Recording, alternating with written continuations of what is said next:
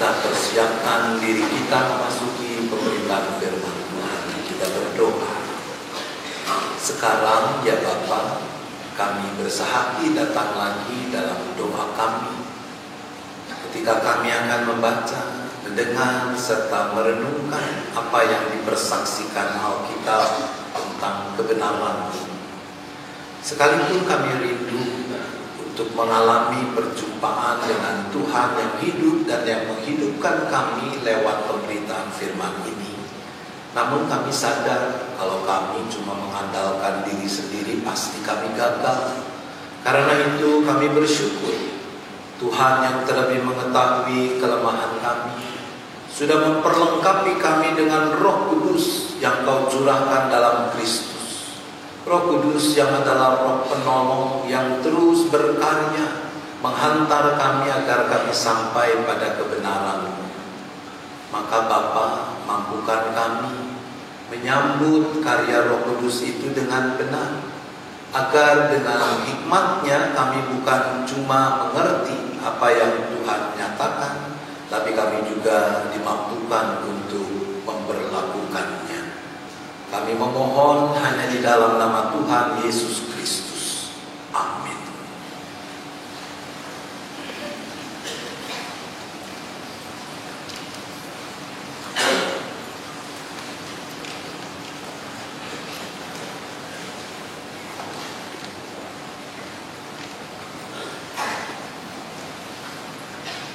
Jemaat yang dikasihi Yesus Kristus, bacaan pertama diambil dari Yeremia pasal 33 ayat 14 sampai 16.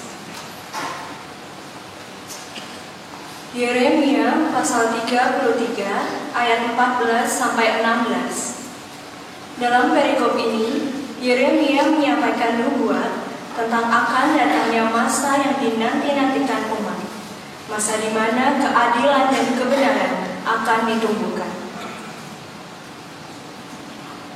Beginilah firman Tuhan. Sesungguhnya waktunya akan datang, demikianlah firman Tuhan, bahwa aku akan menepati janji yang telah kukatakan kepada kaum Israel dan kaum Yehuda. Pada waktu itu dan pada masa itu, aku akan menumbuhkan tunas keadilan bagi Daud. Ia akan melaksanakan keadilan dan kebenaran di negeri. Pada waktu itu Yehuda akan dibebaskan dan Yerusalem akan hidup dengan tentram. Dan dengan nama inilah mereka akan dipanggil Tuhan keadilan kita. Demikianlah firman Tuhan.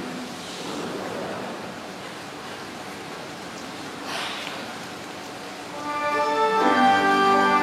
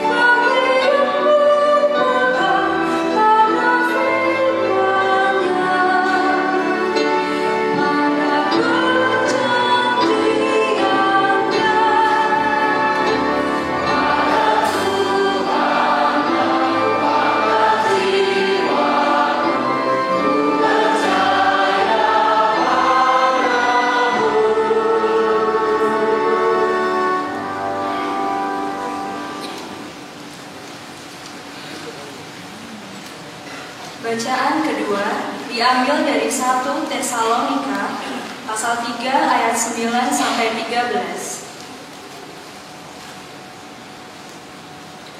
1 Tesalonika pasal 3 ayat 9 sampai 13. Dalam perikop ini, Rasul Paulus mendorong umat yang dalam kesusahannya justru semakin bertambah-tambah dan berkelimpahan di dalam kasih. Beginilah firman Tuhan. Sebab ucapan syukur apakah yang dapat kami persembahkan kepada Allah atas segala sukacita yang kami peroleh karena kamu di hadapan Allah kita?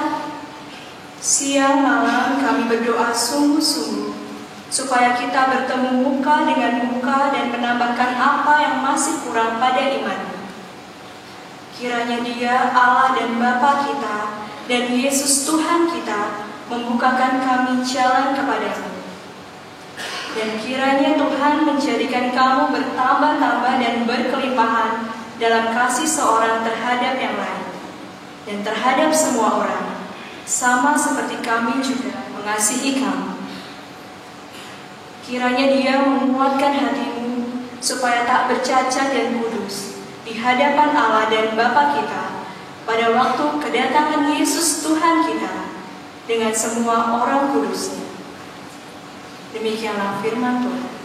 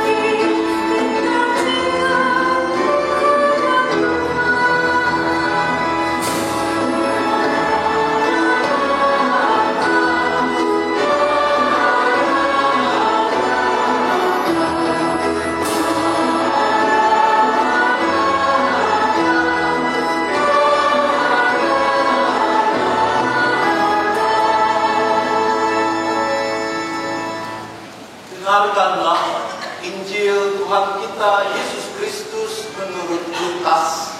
Lukas pasal 21 ayat 25 sampai dengan ayat 36.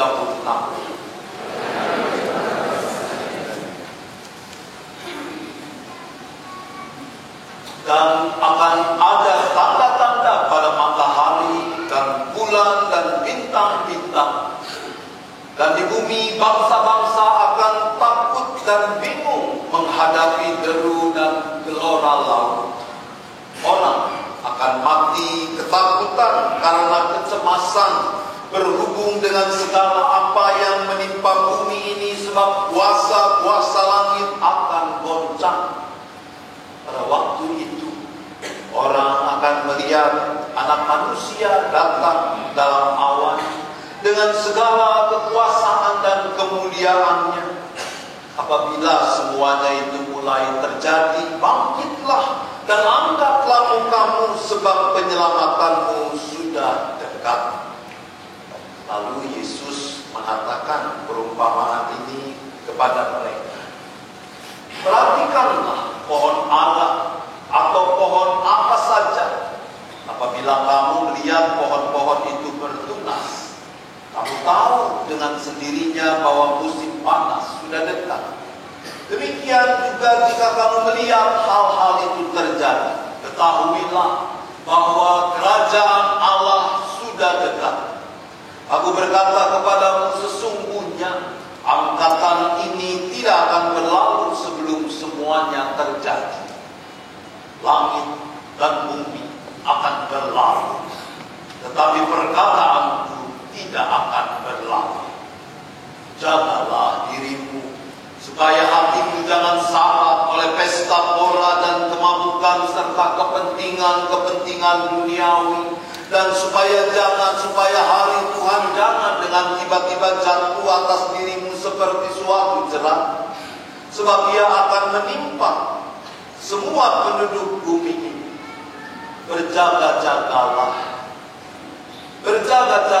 senantiasa dan berdoalah, supaya kamu beroleh kekuatan untuk luput dari semua yang akan terjadi itu, dan supaya kamu tahan berdiri di hadapan Anak Manusia.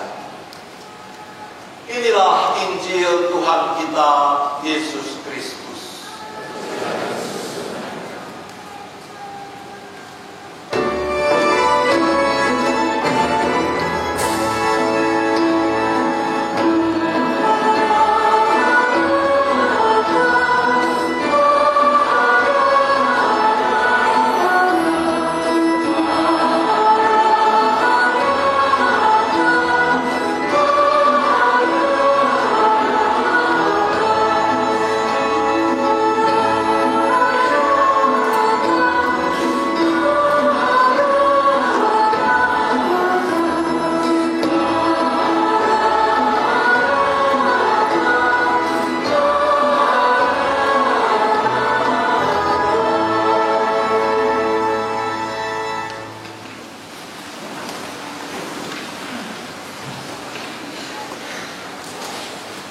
Sekarang pukul 9:03 menurut jam saya. Bayangkan kalau 24 jam lagi, berarti pukul 9:03 besok hari Senin, Tuhan Yesus datang. Apa yang akan ibu, bapak, saudara-saudara lakukan dengan hidup yang 24 jam itu? Anda akan mengisinya dengan apa? Kalau 24 jam lagi Yesus datang, saya ingin mendengar 1-2 pendapat tentang ini. Mungkin yang paling depan, ya, ibu atau nyonya muda barangkali ya, yang berbaju hitam. Apa yang akan Anda lakukan kalau 24 jam lagi Tuhan Yesus datang?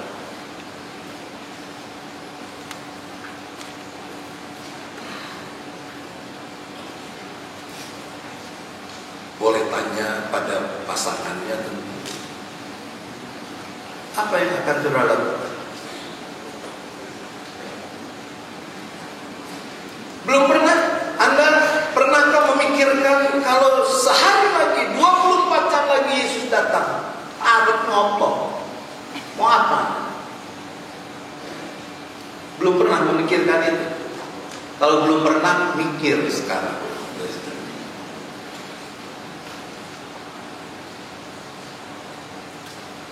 Kalau begitu kita tanya penentuan dulu ya.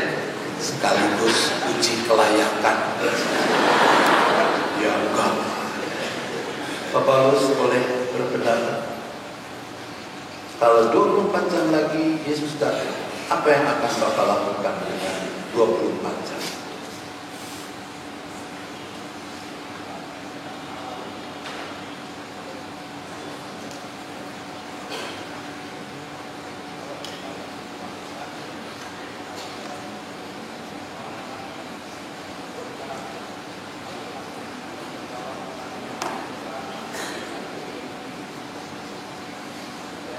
Akan mempersiapkan diri menyambut kedatangan Tuhan. Ya.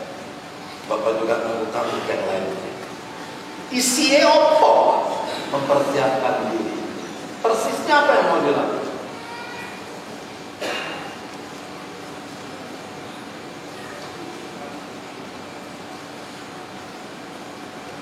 Berbakti kepada Tuhan, memuji Tuhan.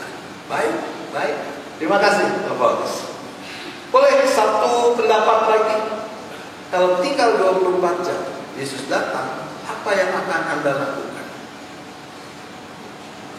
Bapak sepertinya mau bicara, ya, baris ketiga di hadapan saya. Bapak yang pakai batik. Monggo Pak.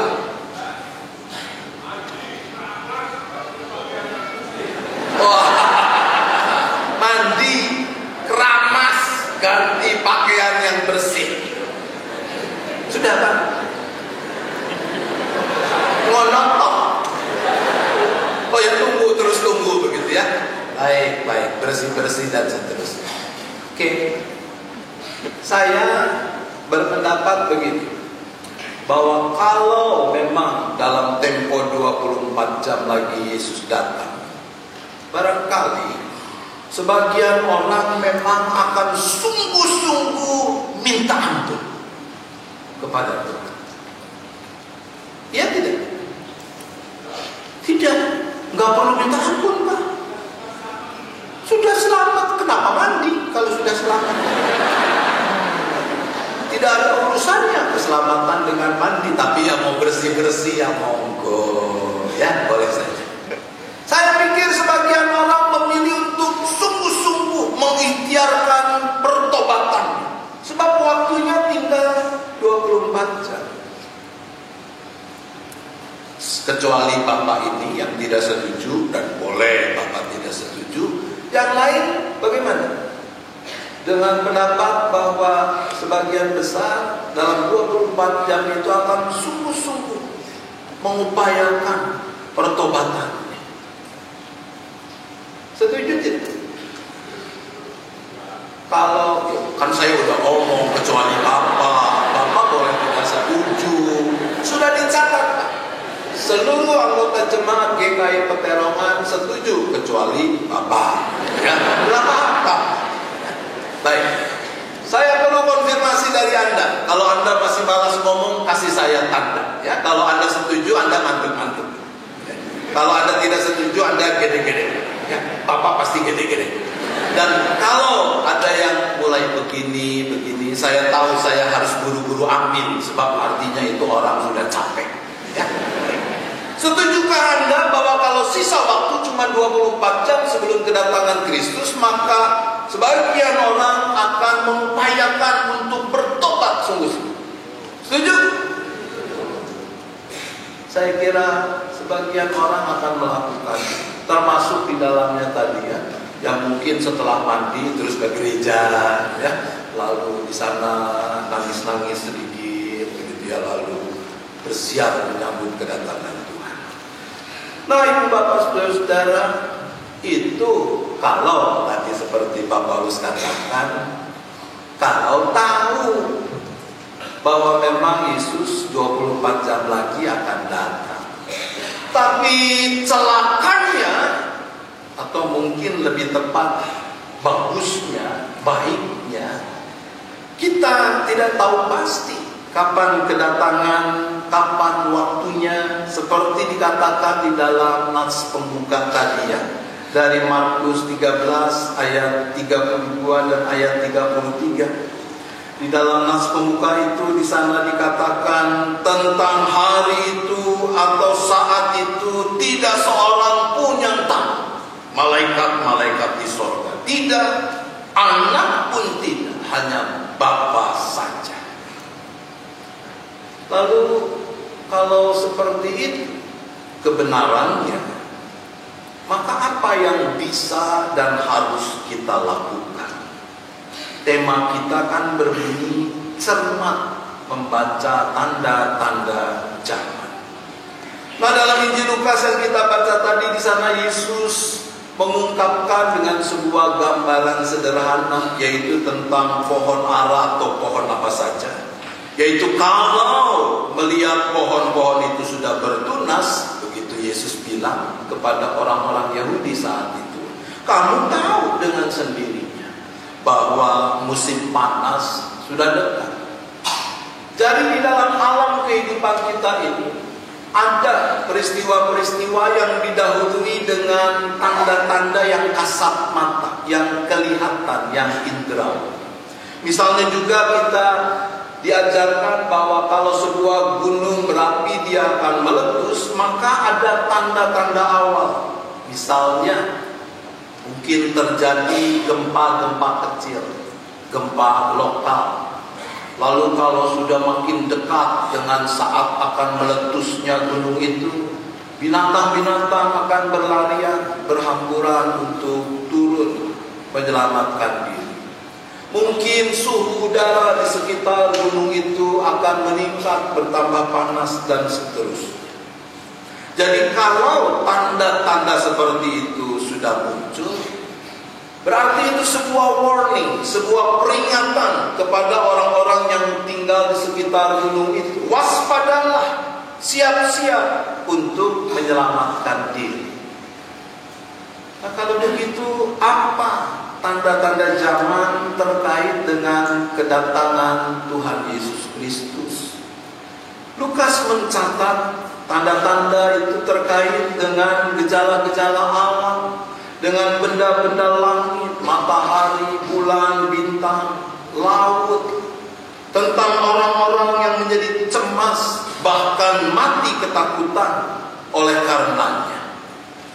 Tapi Ibu Bapak Saudara-saudara, kalau kita membaca keutuhan pemberitaan Injil tentang tanda-tanda zaman, maka kita juga akan menemukan ada hal-hal lain yang tidak sedramatis seperti bulan merah, gerhana matahari dan sebagainya. Tetapi tanda-tanda zaman yang terkait lebih erat dengan realitas hidup ini, yang tentu saja juga sangat patut untuk dicermati. Sekalipun ada banyak orang agak mengabaikannya karena dianggap itu hal yang biasa, bukan tanda yang sensasional. Apa saudara tanda-tanda yang juga dipersaksikan oleh Injil-Injil terkait dengan kedatangan Kristus yang kedua kali? Sederhananya menurut saya di sana digambarkan tentang hidup di luar Tuhan, atau bahkan hidup tanpa Tuhan di dalamnya. Misalnya kita pernah membaca, mendengar tentang Mesias-Mesias palsu yang pada akhir zaman akan bermunculan untuk menyesatkan banyak orang. Ada di antara ibu bapak saudara-saudara yang masih ingat peristiwa yang terjadi tahun 2003. Ada sebuah sekte yang dipimpin oleh seorang yang mengaku pendeta bernama Sibueya. Masih ingat? Jadi saat itu Pak Sibueya ini dia mengajar dan meyakinkan kepada umatnya bahwa dia adalah Rasul Paulus kedua. Lalu yang diajarkan bahwa tanggal 10 November tahun 2003 itu Tuhan Yesus akan datang kembali. Maka orang-orang yang percaya kepada ajarannya ini, mereka lalu mulai bersiap-siap. Selain mandi, ganti pakaian, mereka juga bersiap-siap dengan meninggalkan pekerjaan. Mereka meninggalkan rumah mereka,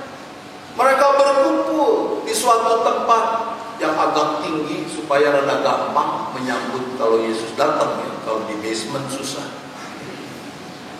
Dan apa yang terjadi? Hari itu berlalu begitu saja. Karena bukan hari kedatangan Kristus.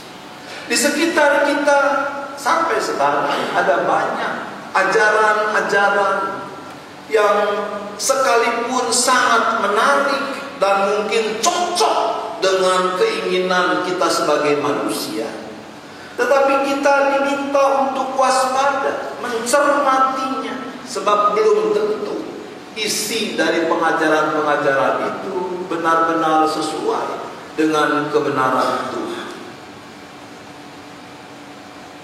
Seandainya benar bahwa jadi pengikut Kristus tidak usah lagi menderita, tinggal mengalami kemakmuran kesuksesan hidup, mau tidak ibu bapak saudara-saudara? Mau tidak?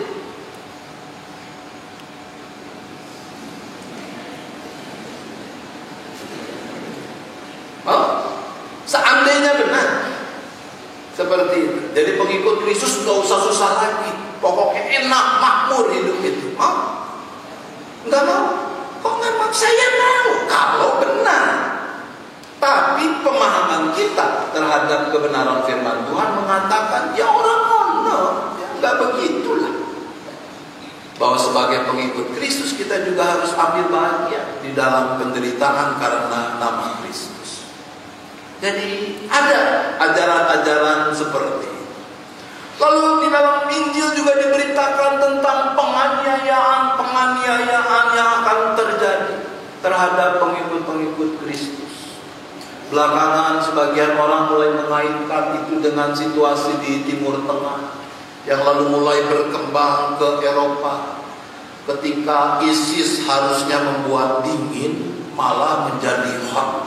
Ya, ISIS itu dingin kan ya? Tapi tidak, ini malah jadi panas, membara, saudara-saudara. Karena tindakan-tindakannya yang biadab luar biasa itu.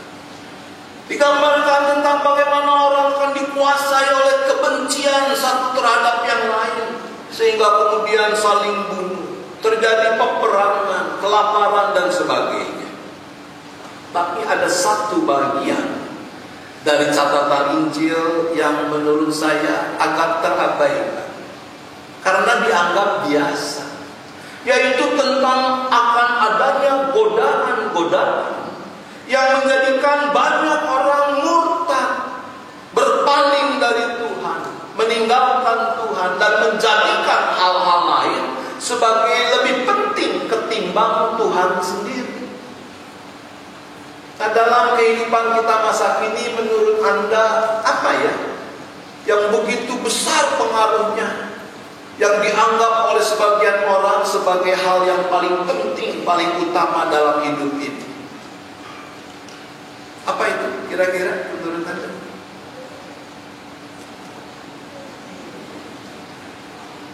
Uang. Setuju saudara? Uang, materi, kekayaan. Buat banyak orang zaman sekarang itu sing paling penting. Oleh karena itu lalu orang bisa dan berani menghalalkan segala cara apa saja dilakukan, asal bisa nanti punya private jet yang apa namanya, yang representatif dan seterusnya. Dan itu rupanya memang bukan zaman sekarang saja, tapi zaman sekarang makin marak, makin merasuk kehidupan manusia. Saya ingat dulu waktu masih sekolah minggu sekian puluh tahun yang lalu, itu ada lagu sekolah minggu yang diajarkan. Mungkin Anda masih ingat juga. Apa yang dicari orang, apa yang dicari orang, apa yang dicari orang, siang malam pagi petang, untung aku.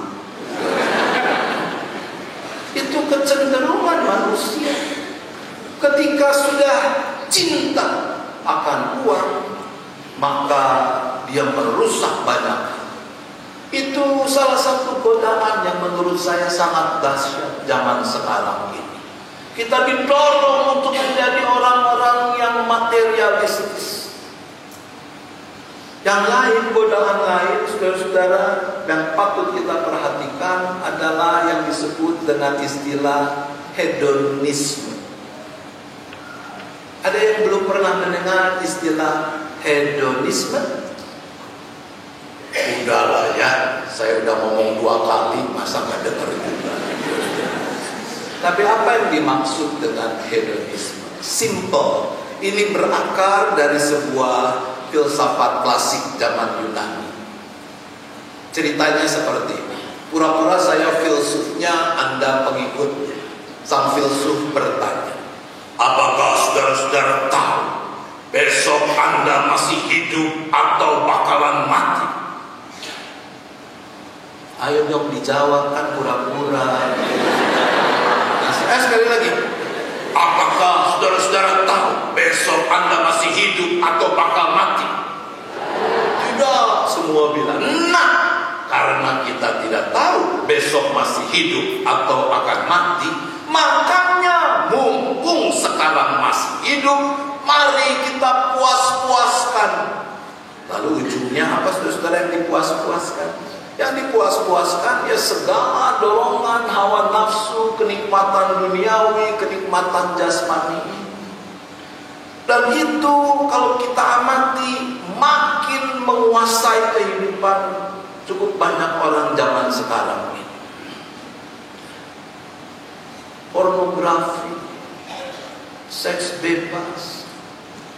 BKKBN pernah menyiarkan hasil survei ini 2 tahun lalu, 2013, yang mengatakan bahwa 60% anak-anak SMA di negeri ini mengaku sudah melakukan hubungan seks. 60% terus. Contoh lain kalau kita bicara tentang perselingkuhan misalnya. Zaman dulu apakah sudah ada perselingkuhan? Sudah ada belum? Ada apa ya? Ada ya. Pasti bukan pengakuan ya, tapi ada zaman dulu. Sudah ada. Bedanya apa? Perselingkuhan zaman dulu dengan zaman sekarang. Dulu masih takut ya. Masih ada malunya, ada takutnya. Sekarang enggak tuh, enggak pakai malu, enggak pakai takut. Dulu bisa dibayangkan kalau ada seorang pria, seorang bapak keluar dari hotel menggandeng perempuan yang bukan muhrimnya, lalu ketemu dengan orang yang dia kenal. Itu udah pucat pias, saudara-saudara. Mungkin tidak lama orang yang ketemu itu, yang bertemu tidak sengaja itu ditelepon. Lalu segera dikatakan, kamu jangan berpikir yang tidak-tidak ya. Itu tidak seperti yang kamu pikirkan. Belum apa-apa, saudara, udah ngomong begitu. Lalu si bapak akan meneruskan, aku tuh menolong perempuan itu, kesian dia keserempet angkot. Serempet angkot dibawa ke hotel, ke rumah sakit tuh. Tapi ujungnya dia akan mengatakan, kamu jangan ngomong apa-apa ya sama istriku. Masih ada takutnya. Zaman sekarang itu yang hilang, saudara. Karena nilai-nilai itu sudah semakin mengalami kemerosotan. Di kota-kota besar seperti di Jakarta, saya kira di Semarang juga mungkin bisa terjadi. Tidak sulit untuk melihat orang yang sedang bermesraan itu bukan suami istri, sekalipun sama-sama pakai cincin kawin. Di kafe-kafe tertentu ketika lunch bisa ditemui pasangan yang lagi makan dengan begitu mesra, saudara ya. Bayangkan mesranya luar biasa, sampai minum jus pun suap-suapan pakai garpu. Tahu tidak kenapa minum jusnya suap-suapan pakai garpu? Supaya apa? Supaya lama, supaya nggak habis-habis ya. Jadi kalau Anda mau coba boleh, nanti selesai kebaktian pulang ke rumah atau pergi ke restoran dengan pasangan ya, jangan dengan pasangan yang lain. Suap-suapanlah jus dengan pakai garam.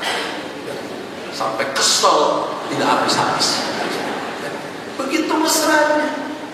Tapi kita punya intuisi mengatakan mereka bukan suami istri. Terus keluar nih papasan dengan orang yang dikenal. Takut tidak, bangga malah. Kenalin dong, ini yang ketiga. Yang dikenalkan tidak mau kalah, dia akan menyaut, hari gini baru 3, aku dong udah 7. Itu saudara-saudara, rusaknya moralitas, godaan-godaan yang membuat orang makin jauh dari Tuhan, hidup tanpa Tuhan. Nah, ibu bapak saudara-saudara, mencermati tanda-tanda zaman bukan berarti lalu kita terpaku pada tanda-tanda itu sendiri.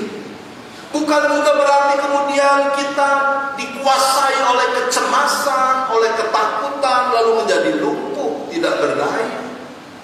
Atau lalu mendorong kita untuk membuat statistik, untuk menganalisa, menghitung. Kalau makin banyak prosentasenya, lalu kapan kalau begitu Yesus akan datang? Bukan seperti itu yang dimaksud dengan mencermati tanda-tanda zaman. Minggu Advent seperti yang kita masuki sekarang ini justru mengingatkan kita bahwa kedatangan Yesus Kristus yang kedua kali buat kita orang-orang percaya adalah hal yang sungguh menyukakan hati. Bahwa hari Tuhan itu buat kita adalah hari berkat, bukan hari kiamat. Kenapa begitu? Tadi dalam bacaan yang pertama kita membaca Yeremia 33 ayat yang ke-15 mengatakan janji Tuhan. Pada waktu itu dan pada masa itu aku akan menumbuhkan tunas keadilan bagi Daud. Ia akan melaksanakan keadilan dan kebenaran di negeri. Pada zamannya itu adalah janji yang diberikan Tuhan lewat Yeremia kepada kaum Yehuda yang saat itu sedang ada di dalam pembuangan. Di tengah penderitaan karena ulah mereka itu, Tuhan mengatakan bahwa Tuhan adalah Allah yang setia. Dan janji Tuhan itu sama, berlaku juga untuk kita sekarang ini. Bahwa bagi kita kedatangan Yesus yang kedua kali itu tidak kita perlu takuti. Karena itu adalah kedatangan di mana Yesus akan mewujudkan secara sempurna kehadiran kerajaan Allah serta shalom, serta damai sejahteranya di muka bumi ini. Oleh karena itu, ibu bapak saudara-saudara, kita yang hidup di dalam masa penantian akan kedatangannya yang kedua kali ini, kita harus merespon rancangan kasih karunia Allah itu dengan benar. Nah, bacaan-bacaan kita pada hari ini mengajak kita bahwa respon yang benar terhadap rancangan keselamatan Allah itu adalah bahwa kita mau sungguh-sungguh hidup di dalam pertobatan yang benar. Kita diajak untuk belajar dari orang-orang Israel atau orang-orang Yehuda pada zaman Yeremia. Kita melihat ada alur cerita yang balik lagi begitu. Yaitu bahwa orang-orang Israel, orang-orang Yehuda ini, mereka berontak, lalu dihukum Tuhan, menderita. Karena itu mereka bertobat. Tuhan ampuni. Kalau sudah hidup enak, mereka berontak lagi. Nanti Tuhan kepret lagi, Tuhan hukum. Lalu mereka menderita. Nanti tobat lagi. Nah, dalam bahasa Jawa, kalau tidak salah, nanti kalau salah tolong diralat, ada ungkapan kapok lombok. Tahu ya ungkapan itu? Saya membayangkan secara harafiah, kalau orang yang suka gorengan, kemungkinan besar suka lombok, suka rawit. Jadi kalau dia makan tahu goreng 1, rawitnya 10, baru puas, saudara ya. Maka setelah tahu yang ketiga berarti rawitnya sudah 30. Itu sudah keringat, muncur, itu sudah udah. Terus dia lihat di piring masih ada 1 tahu dan ada segenggam rawit. Dia berhenti makan. Berhenti? Tidak. Tanggung sisa 1. Sekalipun tadi sudah mengatakan sudah, makan lagi, saudara. Setelah habis baru dia mengatakan, aduh kapok, udah nggak mau lagi. Besok dia bertamu ke temannya, disuguhi gorengan lagi dengan rawit. Dia makan apa tidak? Makan. Itu kapok lompok, saudara. Pertobatan yang benar tidak boleh model kapok lompok. Itu namanya tobat-tobatan. Dan kalau kita tobat-tobatan, hati-hati, nanti yang kita dapat adalah selamat-selamatan. Mau saudara mendapatkan selamat-selamatan. Pertobatan yang benar tidak bisa seperti itu. Karena itu berarti kita mempermainkan anugerah Allah. Nah itu sebabnya saudara-saudara Paulus berdoa. Dan di dalam doanya seperti yang kita baca dalam 1 Tesalonika 3 ayat 13. Antara lain Paulus mendoakan supaya kita tak bercacat dan kudus di hadapan-Nya. Sebagai buktinya bahwa kita sungguh-sungguh bertobat, berbalik dari jalan-jalan keberdosaan kita. Maka tidak bisa tidak. Hal yang kedua, hidup di dalam pertobatan yang benar berarti bahwa kita harus mengubah orientasi hidup kita, tujuan, fokus hidup kita. Lukas pasal 21 ayat 34 mengatakan, jagalah dirimu supaya hatimu jangan syarat oleh pesta pora dan kemabukan serta kepentingan-kepentingan dunia. Mungkin dulu itu yang menjadi orientasi hidup kita, kepuasan duniawi jasmani itu, pesta pora, kemabukan, materialisme, kepentingan-kepentingan dunia. Maka sekarang karena kita mau sungguh-sungguh bertobat, kita mengubah orientasi hidup kita dari kecenderungan berpusat pada diri sendiri dan kenikmatan duniawi jasmani, maka sekarang menjadi hidup yang orientasinya adalah kemuliaan Tuhan. Bagaimana aku dengan apa yang kulakukan, dengan studiku kalau Anda masih mahasiswa, dengan pekerjaanku, dengan tanggung jawabku di tengah keluarga dan seterusnya, aku mau lewat semua itu orang bisa melihat tanda kemuliaan Tuhan hadir di sana. Pastilah hal seperti itu tidak gampang.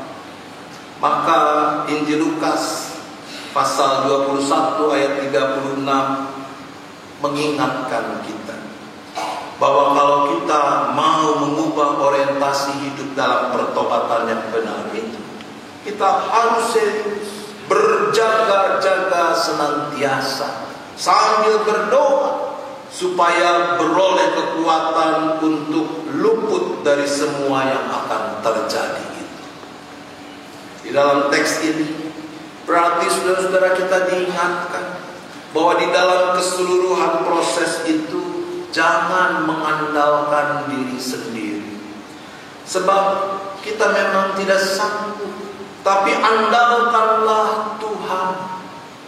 Kata beroleh kekuatan dalam bahasa aslinya menarik, sebab dia juga bisa berarti dinyatakan layak. Dinyatakan layak untuk luput. Nah kalau dinyatakan layak berarti kan ada pihak yang menyatakan itu. Siapa? Yaitu Tuhan sendiri.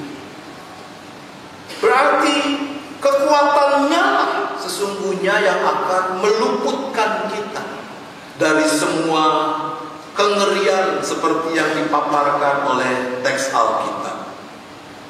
Nah ibu bapak saudara-saudara, di awal kita diajak memikirkan kalau 24 jam lagi Yesus datang, kita mau apa? Bertobat. Kalau Yesus datangnya setahun lagi, mau tobatnya apa? sehari sebelumnya baru mandi. Bayangkan. Kalau Yesus datangnya 10 tahun lagi, kapan kita mau tahu? Hati-hati.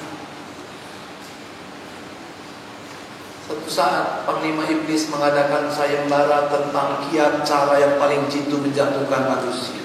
Finalis ada 3. Prajurit pertama dia bilang, aku akan meyakinkan manusia bahwa Tuhan Allah itu tidak ada. Si Panglima bilang, lumayan, tapi enggak lah. Ujung-ujungnya orang sih tetap percaya tentang adanya Tuhan. Kamu yang kedua? Yang kedua lalu bilang, oh, kalau aku akan coba meyakinkan pada setiap manusia bahwa tidak ada sorga, tidak ada neraka. Lumayan, ini lebih baik, kata si Panglima. Sebab kalau orang bisa diyakinkan tidak ada sorga, tidak ada neraka, berarti kan yang berlaku cuma hukum manusia, ya. Dan kalau hukum manusia, maka yang penting adalah hukum ke-11. Tahu hukum ke-11? 10 hukum tahu? Hukum ke-11 mengatakan yang 1 sampai 10 boleh dilanggar asal ojo konangan. Jangan ketahuan. Nah, cuma itu yang akan dipegang. Lalu orang akan hidup seenaknya. Tapi ketika ditanya pada iblis yang ketiga, prajurit yang ketiga ini mengatakan, kalau saya sih sederhana. Saya cuma akan bilang dan membisikkan di hati pikiran setiap orang, mau tobat boleh, tapi gak usah buru-buru, masih ada waktu. Mendengar itu si Panglima berpikir sejenak, lalu dia katakan, ini yang paling hebat.